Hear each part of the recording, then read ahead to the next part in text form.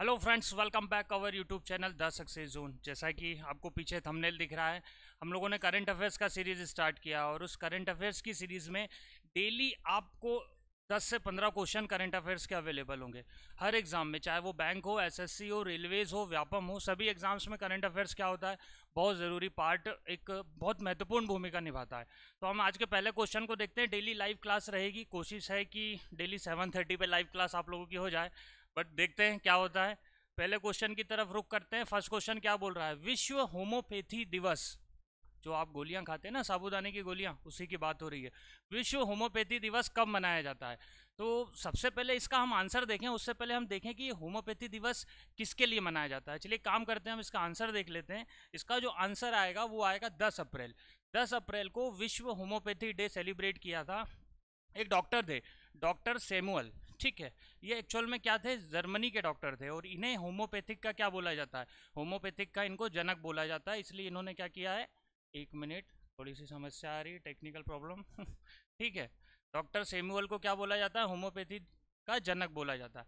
Second question देखते हैं। Second question क्या बोल रहा है, सेकंड क्वेश्चन बोल रहा है विश्व होम्योपैथी दिवस 2023 की थीम क्या रखी। What is the theme of world homeopathy day 2023। देखिए, हर कोई भी कल्चर एक्टिविटी होती है, गवर्नमेंट कोई भी एक कार्यक्रम को ऑर्गेनाइज करती है तो उसका क्या रखती है, थीम रखती है। और पहले जो प्रीवियस एग्जाम्स होती थी उसमें हर चीज़ की जो थीम है वो क्वेश्चन में करंट अफेयर्स, स्पेशली बैंकिंग में ज़रूर आती थी। तो इसकी थीम क्या है, इसका आंसर देखते हैं। इसकी थीम जो है वह है वन हेल्थ वन फैमिली। इसका सही आंसर क्या आएगा, वन हेल्थ वन फैमिली। इसकी होम्योपैथी डे जो सेलिब्रेट किया था उसकी थीम रखी गई है। थर्ड क्वेश्चन, अदानी, नाम तो सुना ही होगा। अदानी पावर लिमिटेड ने किस देश में बिजली सप्लाई शुरू करी। Adani powers limited started electricity supply in which country. Bangladesh, Sri Lanka, Nepal या भूटान।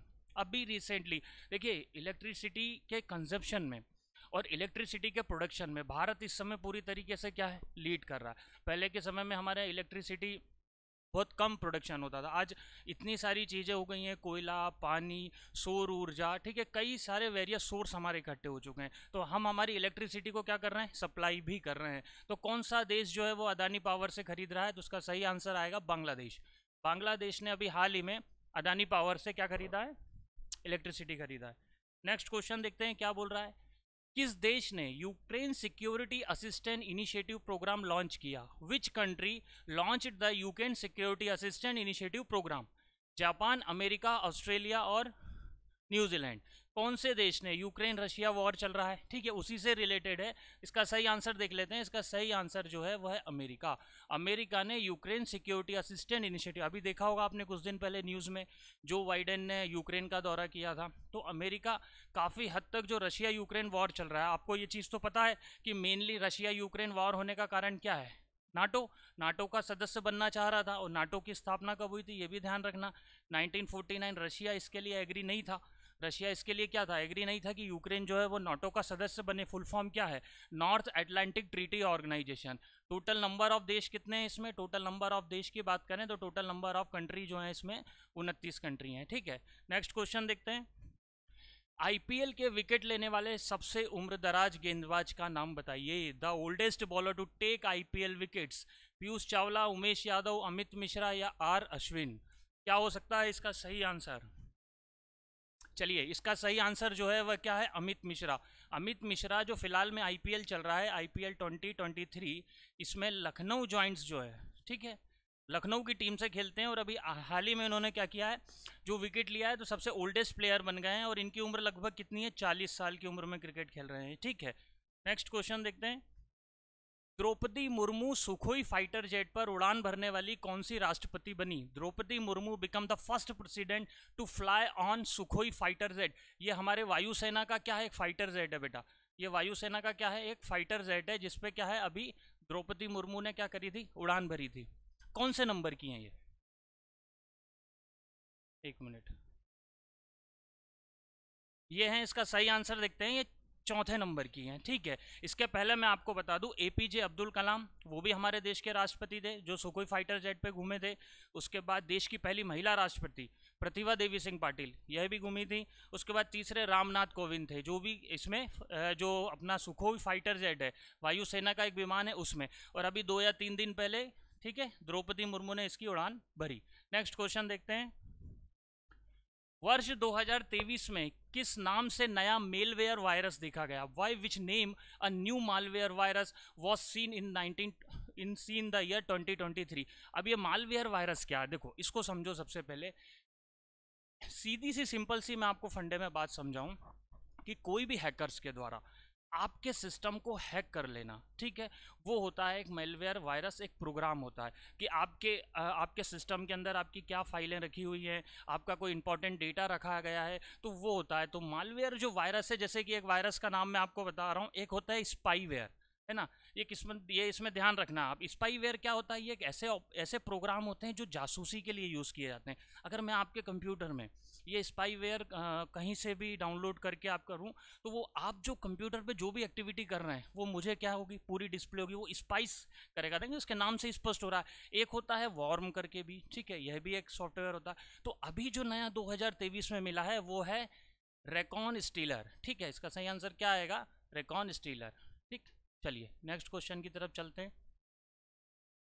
किस स्पेस एजेंसी ने खुद का गया मिशन शुरू किया? विच space agency has the associate itself with गैया मिशन? ये गैया वो गाय वाली गैया नहीं है ना, ठीक है, गैया मिशन शुरू किया। इसका सही आंसर देख लेते हैं, फिर मैं इसको थोड़ा सा ब्रीफ में समझा दूंगा। यूरोपियन स्पेस एजेंसी, ठीक है, जैसे नासा है, हमारे देश की इसरो है, वैसे यूरोपीय स्पेस एजेंसी है। अब देखो ये गैया मिशन क्या है? गैया मिशन जो है ये एक्चुअल में 5359 किलोग्राम का, ठीक है, एक स्पेस क्राफ्ट है, ठीक है, जो किसने छोड़ा गया है? ईएसए द्वारा ये स्पेस क्राफ्ट छोड़ा गया है और इसको नाम क्या दिया गया है? गया मिशन, ठीक है। और ये स्पेस एजेंसी कहाँ की? जैसे नासा कहाँ की है? अमेरिका की है। वैसे ये कहाँ की है? यूरोप की है। चलिए नेक्स्ट देखते हैं। किस संस्था ने world energy transition outlook 2030 report जारी की? Which organisation released the world energy transition outlook 2033 report? चलिए देखते हैं, इसका आंसर समझ लेते हैं। इसका सही आंसर क्या है?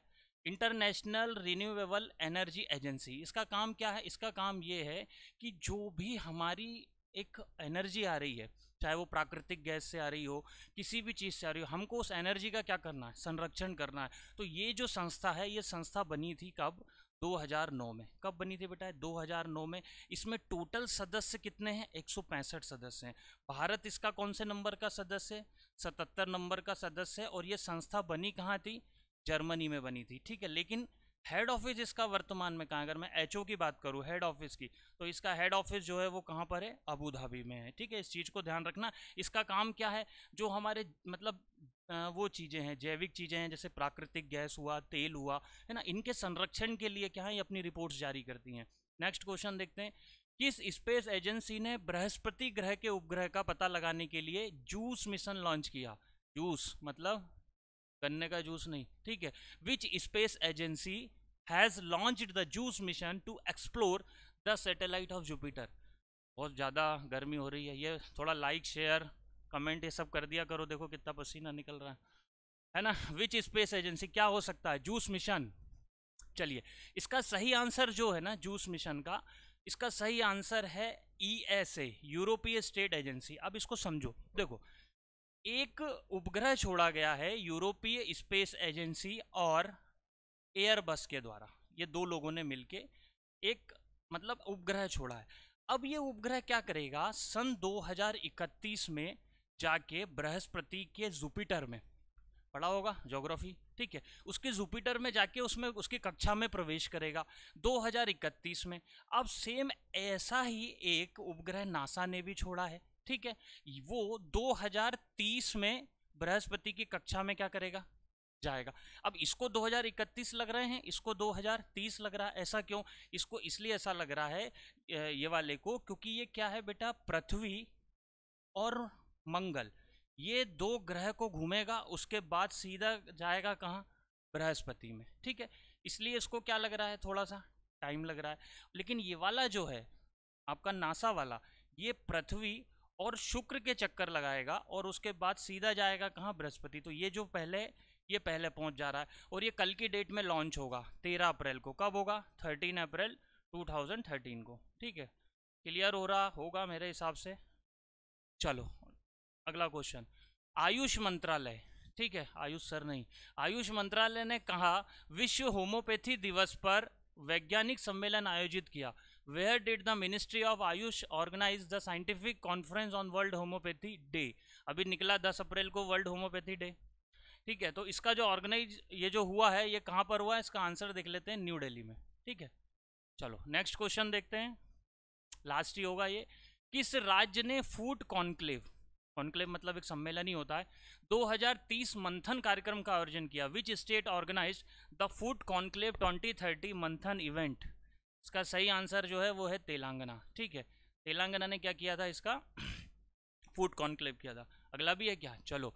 अश्विनी वैष्णव भारत के क्या हैं, रेलवे मिनिस्टर। अश्विनी वैष्णव ने किस राज्य में grow green go organic cover programme launch किया, ठीक है। Ashwini Vaishnaw launch go green go organic cover programme in which state. देखिए इसमें मैं आंसर बताऊं उससे, चलो आंसर ही बता देता हूं। इसका सही आंसर जो है वो क्या है, सिक्किम। सिक्किम जो है ना बेटा, वो भारत का पहला जैविक राज्य है। अगर क्वेश्चन जीके में भी बन रहा है कि भारत का पहला जैविक राज्य कौन सा है, तो वो कौन सा है, सिक्किम है। हम कॉन्स्टिट्यूशन में बात करें तो सिक्किम को 1975 में क्या किया था, हमने पढ़ा है, 36वां संविधान संशोधन करके, है ना, भारत में क्या किया था, मिलाया गया था। और इसको जैविक राज्य का दर्जा सिक्किम को किसने दिया है, world book of record, world book of records London की एक संस्था है, ठीक है, इसने दिया है इसको क्या, जैविक राज्य का दर्जा। तो यहाँ पर अश्विनी वैष्णव ने कार्यक्रम किया, और ये कार्यक्रम किसका था, पोस्ट ऑफिस का कार्यक्रम था, पोस्ट ऑफिस विभाग का ये एक कार्यक्रम रहा था, ठीक है। तो ये रहे आज के करंट अफेयर्स के क्वेश्चन। कल से कोशिश करेंगे कि लाइव क्लास के थ्रू आप लोगों को सुबह मॉर्निंग में डेली के 15 या 20 क्वेश्चंस अवेलेबल करा दें। तो चैनल को लाइक करना है, शेयर करना है, और क्या करना है, सब्सक्राइब करना है। Thank you so much.